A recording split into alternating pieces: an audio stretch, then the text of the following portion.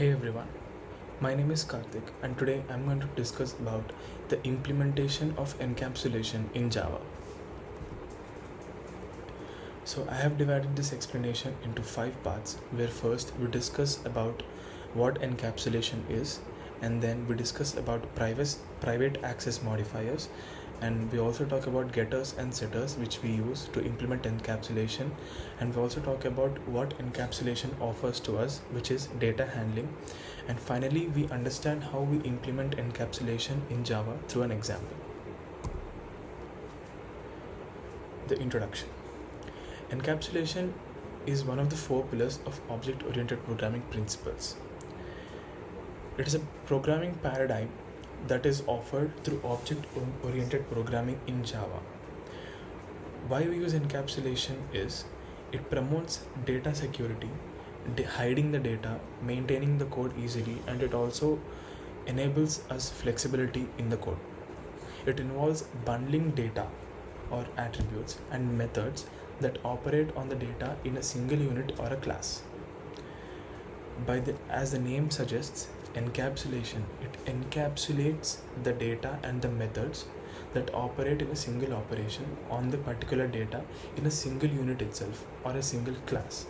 So this is what encapsulation actually is. Now let's talk about private access modifiers.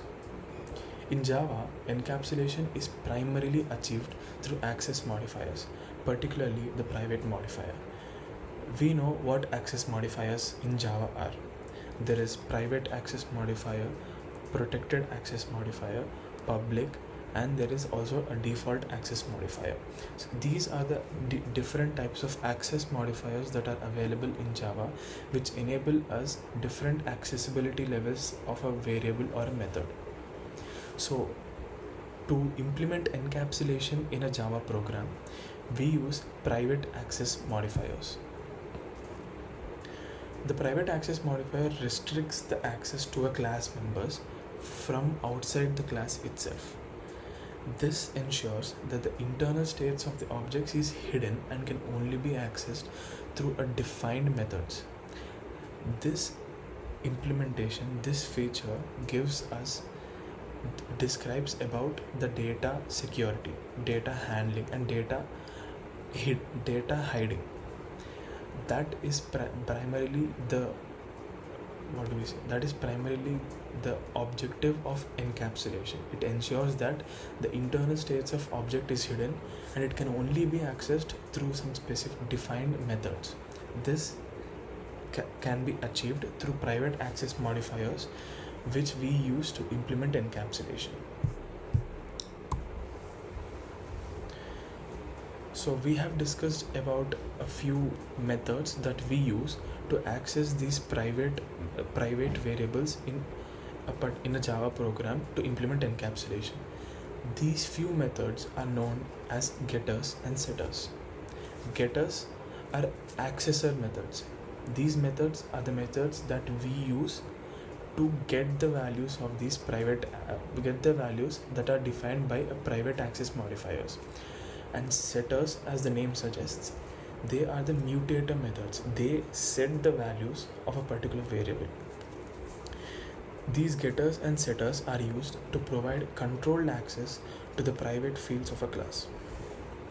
Getters are used to retrieve the values of private fields, while setters are used to modify the values of the private fields, just like the name suggests. Getters and setters allow validation and enforcement of business rules, maintaining data integrity. This is just an application of encapsulation by using getters and setters. They allow validation and enforcement of business rules by maintaining integrity between data. Because data cannot be accessed by everyone, they can only be accessed by a few methods like getters and setters, which are only enabled to few people. So through this, data integrity can be achieved. So the next part of my explanation is why we use encapsulation, which is primarily for data hiding. Encapsulation hides the internal states of object from the outside world, which is why we use the private access modifier. This prevents direct modification of data and ensures that it can only be accessed and modified through defined methods, maintaining that encapsulation, maintaining the data integrity. Just like we discussed before, the getter and setter are those methods that can be that are used to access this hidden state, this hidden internal state of objects. So this is the primary objective that we use encapsulation for, which is data hiding, and we can only retrieve this data using a few methods, modified methods, which maintain encapsulation. Now, to understand encapsulation better, let's look through a code and try to understand how it actually works in a Java program. So this is the program that we've defined. I've created a public class known as person, and inside that class I've instantiated two variables known as name and string. So first, I've defined a constructor for this person class, a parameterized constructor to be specific, which takes the name and age values. And we use, as we discussed in the previous video, we used this reference to differentiate between the instance variables and the parameters.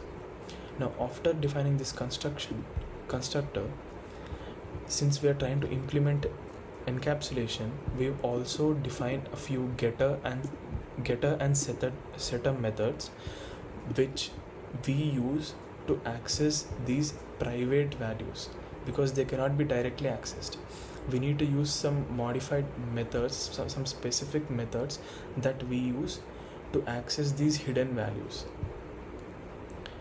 This is the getter that we use to return the name, and this is the setter that we use to set the name. That when we pass a name as a parameter, and that argument that we passed as a parameter will be used to set the actual name in that variable.